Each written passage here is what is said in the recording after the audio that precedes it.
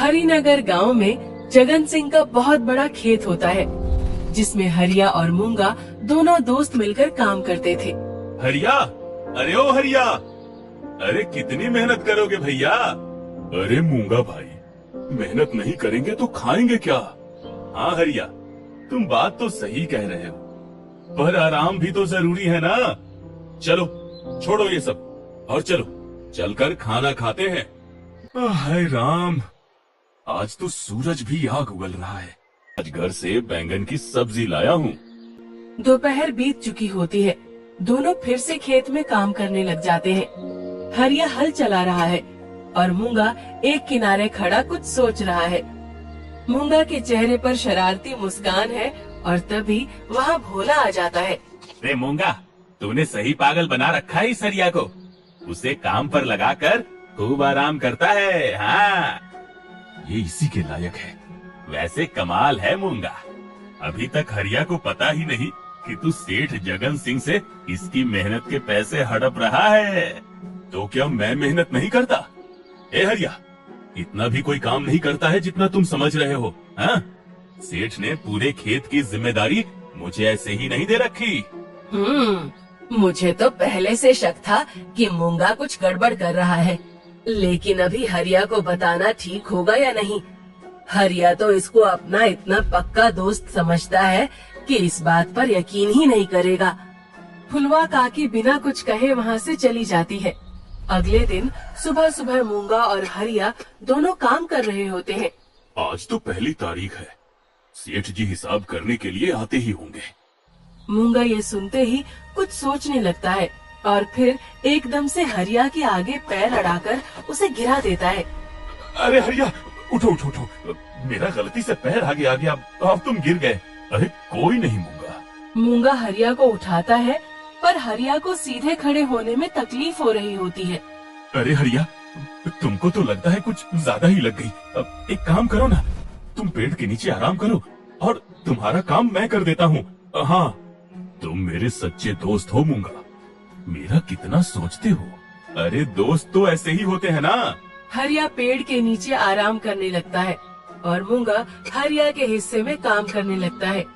तभी वहाँ जगन सिंह खेतों पर निरीक्षण करने आता है और मूंगा से पूछता है, अरे मूंगा, तुम अकेले क्यों काम कर रहे हो? ये हरिया कहाँ है? वो सेठ जी, वो क्या कर रहे हो? साफ साफ बोलो।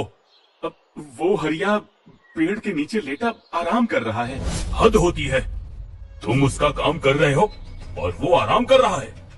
मैं अभी उससे पूछता हूँ कि वो ऐसा क्यों करता है तुम्हारे साथ, जबकि तुम उसके बारे में इतना सोचते हो। सेठ जी, उसके 2 छोटे छोटे बच्चे हैं, एक बूढ़ी माँ है, बीवी है। तुम उसका पक्ष लेना बंद करो, समझे? जगन सिंह हरिया के पास जाकर उस पर गुस्सा करने लगता है। अरे ओ हरिया, मैं तुमको यहाँ सोने के लिए पैसे नहीं देता हूँ, समझे?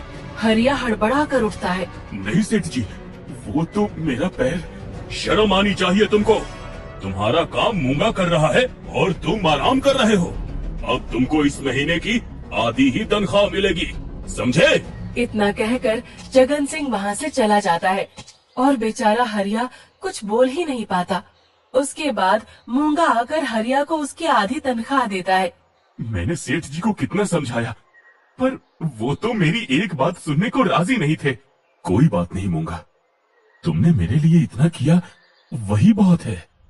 रात को हरिया थका हारा घर लौटता है। उसकी बीवी मीना रोटी पर चटनी परोसते हुए कहती है, हर बार मजदूरी कम क्यों होती जा रही है जी? इतने काम के बाद भी कुछ हाथ नहीं लगता। तभी वहाँ फुलवा काकी आ जाती हैं, क्योंकि मैंने खुद अपनी आँखों से देखा और कानों से सुना है कि कैसे मूंगा हरिया को धोखा दे रहा है। वो सेठ जी के आने से पहले ही हरिया को कहीं न कहीं भेज देता है और दिखाता है कि वो ही सब काम कर रहा है। ये आप क्या बोल रही हो काकी? मैं सच बोल रही हूँ। नहीं नहीं, वो ऐसा कर ही नहीं सकता, मैं ये सब नहीं मानता। हरिया फुलवा काकी की बात पर यकीन नहीं करता और वहाँ से उठकर चला जाता है। मुझे ऊपर वाले पर पूरा यकीन है काकी, ये मूंगा भैया तो है ही चालाक, पर ये मेरी सुनते ही नहीं है। अब तो हमें कोई ना कोई सबूत इकट्ठा करना ही होगा। जिससे सेठ जी और इनके सामने उस मूंगा की असलियत ला सके। सब वापस ऐसे ही चलने लगता है। पर फिर एक रात आसमान कड़क रहा होता है, बिजली चमक रही होती है और तेज बारिश से खेत पानी से लबालब भरने लगता है। हरिया घबराकर उसी वक्त मूंगा के घर जाता है। मूंगा भैया, जल्दी चलो, खेत में नाली खोदनी है, वरना सारी फसल बर्बाद हो जाएगी। मुझे नींद आ रही है हरिया, तू ही जाकर देख ले। वैसे भी सेठ जी शहर गए हैं, काम करके किसे दिखाना है। हरिया कुछ पल उसे देखता है और फिर चुपचाप खेतों में फावड़ा लेकर चल देता है। हरिया गीली मिट्टी में अकेला फावड़ा चलाता रहता है। पैर फिसलते हैं, हाथों में छाले पड़ते हैं, लेकिन वो रुकता नहीं है। हरिया पूरी रात मेहनत करके खेतों को डूबने से बचा लेता है और घर जाकर सो जाता है। अगली सुबह सेठ जी शहर से लौटते हैं। खेत में आते हैं तो देखते हैं कि मूंगा खेत में खड़ा है, जैसे सब उसी ने किया हो।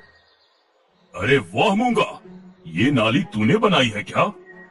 जी सेठ जी, आखिर इन खेतों को डूबने से बचाना जो था।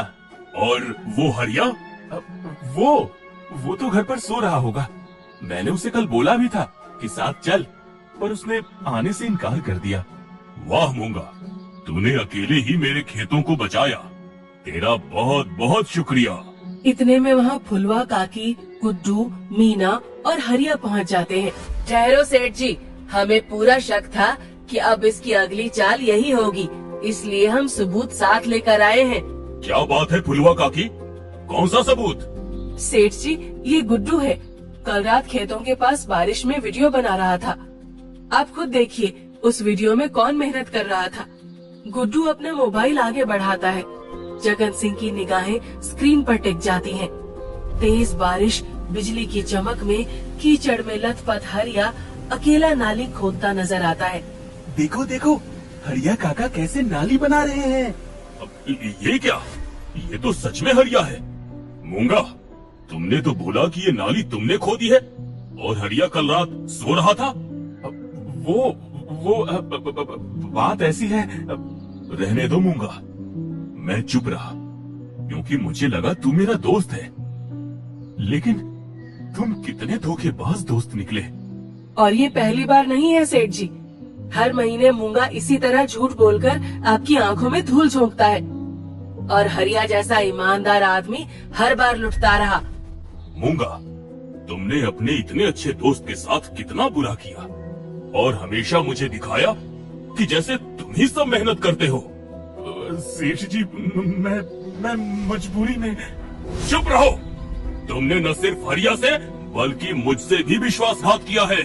आज से तुम्हारा काम खत्म। मूंगा सर झुकाए खड़ा रहता है और तभी जगन सिंह मुस्कुराकर हरिया से बोलता है, आज से पूरे खेत की जिम्मेदारी तुम्हारी और कल ही मैं तुम्हारी आज तक की काटी हुई सारी तनख्वाह का हिसाब कर दूंगा। हरिया की आंखों में आंसू आ जाते हैं। मीना और फुलवा काकी खुश होकर एक दूसरे को देखने लगते हैं। मूंगा शर्म से मुंह छुपाकर वहाँ से निकल जाता है। फुलवा काकी और गुड्डू, आज मूंगा की सच्चाई आपकी वजह से मेरे सामने आई। आपका बहुत बहुत शुक्रिया। भगवान हमेशा अच्छे लोगों का साथ देता है। उसके बाद हरिया खूब मेहनत से खेतों में काम करता है।